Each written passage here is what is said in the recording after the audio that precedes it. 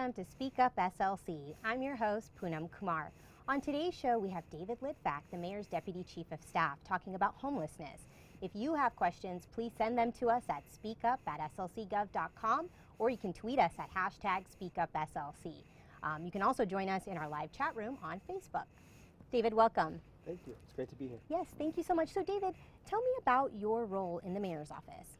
So, as Deputy Chief of Staff, my role is primarily around policy, so development, the implementation of policy and programming. The greatest way to explain it is in contrast to Patrick Leary, who's our Chief of Staff, that does operations, the day-to-day of the city government running and operating, and my focus being on policy. Okay, wonderful. Well, one of the big hot topic items is homelessness and how the city is working to address homelessness right now. We've seen in the Rio Grande area especially just the increase of drug addiction, abuse, and crime in that area.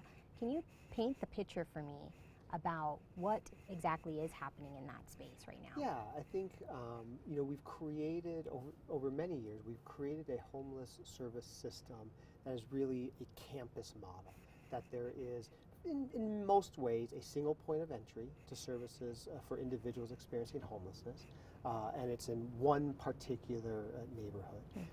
And that concentration, the high numbers of individuals that access services, becomes difficult to navigate. It becomes difficult for the road home as a great provider in our community in terms of just the sheer numbers that they're working with.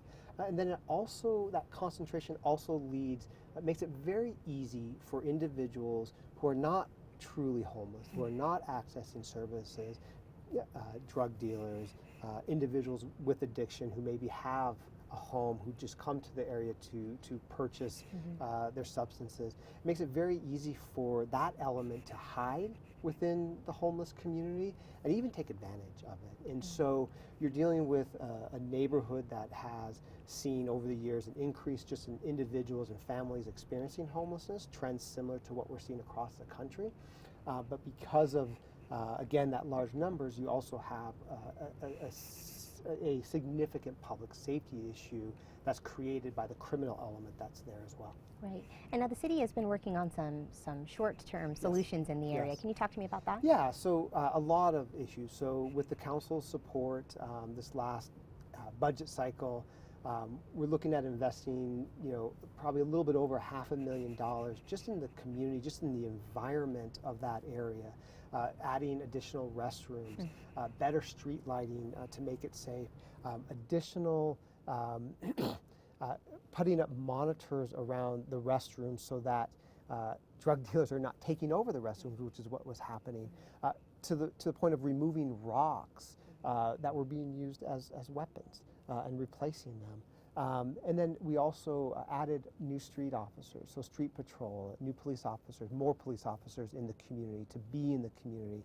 And then we also, with the council's support, received some funding to try and bring some additional behavioral health services to the individuals in the community. Another important element of what we've been doing in the short term is we also have our Community Connection Center there. So our 5 social workers, as a part of the Salt Lake City Police Department, who are engaging and outreaching and bringing in individuals experiencing homelessness to try to connect them to services, also a very important part of our short term. And lastly, we've been working with Salt Lake County around what's been called Operation Diversion, where we've been focusing on the area on criminal activity. And the law enforcement, both Salt Lake City Police Department and Unified Police Department, arresting individuals for possession, for drug dealing, and being able to then divert those that are in need of treatment to treatment and provide an option right there upon arrest and through an assessment center, or also referred to as a receiving center. And then those that are truly part of the criminal element, taking them to jail.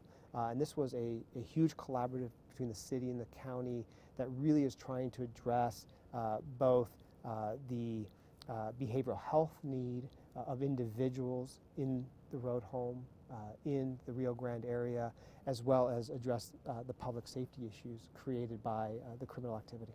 Okay. And now tell me about Operation Diversion. Like you said, it's a short term. This is for how long now that we're doing this? Well, we have treatment, for example, access to treatment for up to 6 months.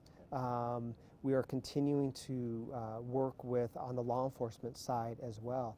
And we're really hopeful that the success that we have in connecting, this is not, as you know, I have some background working on criminal justice reform, and this is a conversation that the city and the county have been having for a long time, in terms of how do you make that distinction when law enforcement is coming across individuals and really getting them to the help they need, or really, if they are truly a public safety concern, having the space in the jail to remove them from the community.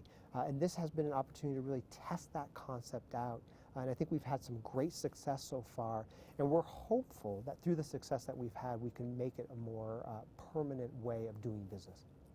Now, can you talk to me about some of the residents and businesses in the area that are being directly affected by what's happening in the Rio Grande area? How is the city working with them? Oh, very closely, right? So it's important that as we do things like Operation Diversion, that we're getting input, that we're getting feedback from the business, the residents, including individuals who are experiencing homelessness, right? They are residents of that area as well.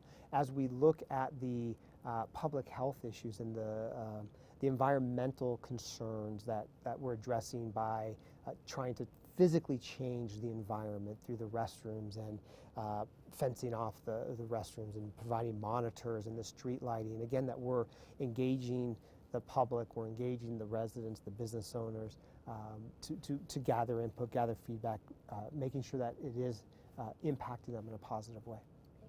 Now, tell me about some of the long-term plans that you're working on. Yeah, so long-term, and this is how I initially got involved in the conversations around homelessness. Last year, Salt Lake City, along with Salt Lake County and the business community and service providers, had a very aggressive ask before the legislature for $27 million to help better serve individuals and families experiencing homelessness. And a part of that, just a part of it, but an important part of it is looking at how we can better provide resource centers in a smaller way, smaller size, and more targeted to individual, unique populations within the homeless community. For example, Midvale, which used to be just an overflow shelter, now is open year-round for families experiencing homelessness. That is a shelter that focuses and specializes on working with families experiencing homelessness. We as a city are now trying to identify 4 locations to build 4 new resource centers that will focus on single men and single women, so that we can have facilities that become a springboard back into the community, back into housing, back into the services individuals need to help them live successfully in the community. Now, tell me why we went from 2 sites to 4. Sure. So so initially, the recommendation and part of the request for funding was based on the idea of 2 new resource centers. We talked about, and based on the research that was done both by the city and Salt Lake County through their the process they're facilitating known as Collective Impact, felt that 250 size facility was a good model, that it was something that could work for the community and could work importantly for individuals experiencing homelessness. But the council had concerns, and we were always willing to explore more than just 2. And so a couple weeks ago, the city council and the administration came to an agreement that we would look at 4 locations and 4 resource centers, that one would be specifically for single women, that they would be capped at 150 individuals per facility. And it gives us an opportunity to, again, serve unique needs within the homeless community. And these aren't just shelters. They're not just a place for an individual to receive food and housing from, cover from the elements, the outdoor elements. They're really designed to be a springboard to self-sufficiency. That from day one that we have the right level of case management happening at these facilities, that right away we're talking about housing, we're talking about how we get individuals back into the community, what types of support services individuals need to be successful in the community.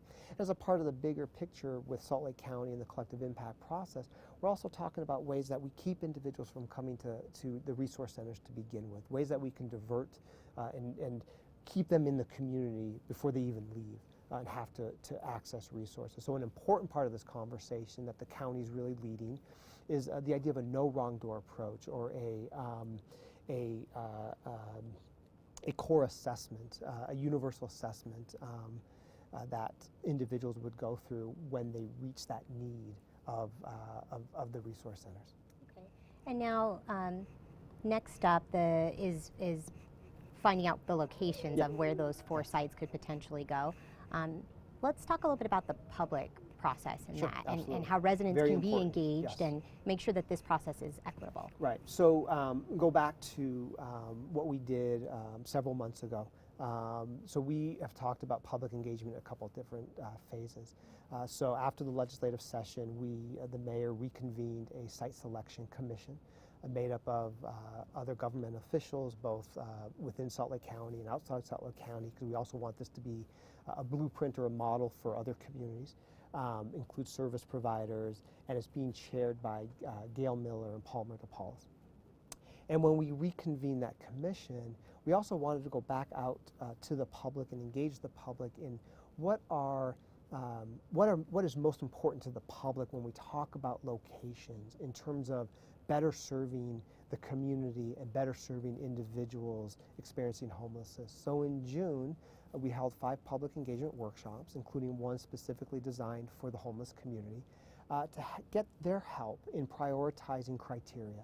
So the commission previously had developed a set of criteria of what the commission felt, and this was under the previous administration, what the commission felt were important criteria for the success of a resource center. Smaller in size, access to services, and we really wanted the community's help to prioritize that criteria. What was most important to them? So through a very aggressive, it was like a 1 week and a half timeline. It was very 5 different public workshops, and received input, and so a lot of great input. And so since that point, collecting that criteria, looking at what some of the federal guidelines will be for any facility that's going to receive federal dollars, because it will, both in terms of programming as well as just the facility operations. We have begun to identify areas in the city that would meet that criteria. So for example, what we heard from the public is access to services is critical. That is conducive to public safety, so it's not easily accessible to the drug trade. So one of the problems we have at the current facility is you have the 5th South and 6th South, off-ramps and on-ramps right there. Well, that makes it easy for individuals to access that area who may be coming down to the area to participate in not good activity, right, who are not accessing, but that's where the drug trade exists. So taking that type of criteria, we have begun to identify areas within the city, and then we begin the process of identifying specific properties and specific locations, and that's where we're at. And we are now working with the City Council in tandem to where we, based on that public criteria, based on the federal guidelines, will our target is by the middle of November, that we would identify for the public a set of locations that will work. And then we will engage, and we'll have, by the end of November, first part of December, we'll have some additional public workshops so that we'll be able to gain input and feedback from the public on specific sites. Okay. And now the county has been working a lot with some of the treatment stuff, and, yes. and can you talk to me a little bit about the Medicaid expansion and maybe that idea of... Yeah, sure, I'd love to. Services is critical. So one, it's important that we're moving our homeless services system to a housing-based, so that we're not relying on shelter, we're not relying on resources, that we're really focused on housing. And what becomes critical in a housing-first model, we want individuals in housing, but what becomes critical is to provide the types of support services, substance abuse, access to mental health treatment, and one of the barriers that we have to accessing those services are the resources. And one answer to that is Medicaid expansion. Medicaid expansion does a lot and has done a lot in other communities across the country in providing access to healthcare, to critical healthcare services, including addiction and mental health. There's just not one answer, No, to no, address this. There's right, so many different yes. things that. We can have Medicaid expansion, but if we don't have the housing resources that we need, then we're still struggling with with families and individuals experiencing homelessness. But if we have housing and not the support services to help, including employment services to help individuals become more self-sufficient, then we're creating a rocky road for individuals. Transition is very important. Yes, absolutely. We do have one question before we wrap Right. up here on Twitter. It says, seems Operation Diversion is having effect in the Rio Grande, but concerned that is partly result of cooler, I'm not sure what this is. What are the plans after the winter, I guess? Well, so right now we're, let me say part of the plan is doing Operation Diversion as a pilot. Part of the goal is to try and get the resources and support to make that, again, the way that we do business. So it's not just a snapshot in time. Again, that opportunity for law enforcement to make some determination when they're arresting someone, do they need jail or do they really need access to services? That should be a way that we're doing business on a daily basis. And not just in the Rio Grande area. That should be a county-wide. County resources are for all our county residents, and that should be something the way that law enforcement is able to operate across the county. We're also, in terms of winter, and I'm not sure if this is what the question is referring to, but it's important to say that we've seen, despite that fact that we've actually increased shelter capacity this last year with the Midvale facility being year-round, there is some concern that with the with the weather changing, that we will not have enough capacity at the road home for individuals experiencing homelessness. In the winter, St. Vinny's serves as an overflow shelter. We anticipate that being open this month within the next short time. But there's even some question about whether that will be enough. So we are have started dialogues with the service providers to look at what our options are to provide some additional overflow emergency capacity if that need arises. So we have a backup to a backup plan. So we're hoping. Yes. That's the goal for Salt Lake Yes. City. Well, thank you so much for being on our show today. Absolutely. We do have a couple other questions that have come through, but maybe we can answer those via Facebook. Absolutely.